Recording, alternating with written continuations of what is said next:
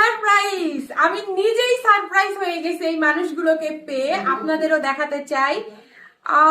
সজল ভাই, রাজশাহী থেকে সজল দাস। সজল ভাই আসছে, আরেকজন আসছে নাদিম ভাই। হ্যালো, নাদিম আহমেদ খুলনা থেকে।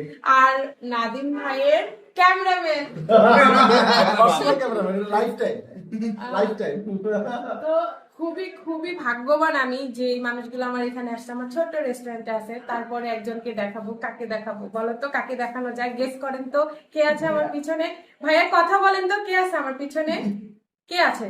হাইওয়েতে কে থাকে? হাইওয়ের ফুড গুলো রিভিউ দেয় কে? বড় বড় মানে খাসির রান কে খায়? হ্যালো।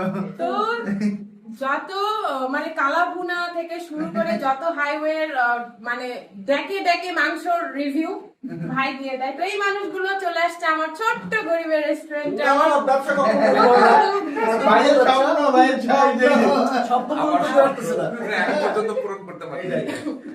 স্ট্রিট থেকে শুরু করছিলাম, ছোট্ট একটা দোকান দিছি। তো এইখানে এই এতগুলো মানুষ চলে আসছে। আমি চাই যে এই মানুষগুলো আমার বড় স্বপ্নটা যখন পূরণ হয়ে যাবে তখন যেন এই মানুষগুলো যেন আমার এখানে বারবার আসে। তো ভাইয়া বগুড়া ফুড আপের জন্য কিছু বলেন। আমি এতটুকু বলবো, এই যে বললাম না, আমারও কিন্তু একটা ইচ্ছা হচ্ছে যে একটা রেস্টুরেন্ট দেওয়া, সেটা এখন পর্যন্ত পূরণ করতে পারি নাই, বাট অলরেডি কিন্তু নদী আপু পূরণ করে ফেলছে, মানে বগুড়ার ফুড আপু পূরণ করে ফেলছে। এবং এই যে এতদূর পর্যন্ত যে জার্নি, এটার জন্য আসলে শুভকামনা। এবং সামনে যেটা বললো যে আরো বড় পরিসরে যেন হয়, ইনশাল্লাহ এটার জন্য দোয়া করি। সবসময় বেস্ট অফ লাক। অবশ্যই। আর ফুড কোয়ালিটি নিয়ে আমি বলতে চাই, একটু আগে বার্গার খাইলাম, অনেক মজা আসলে।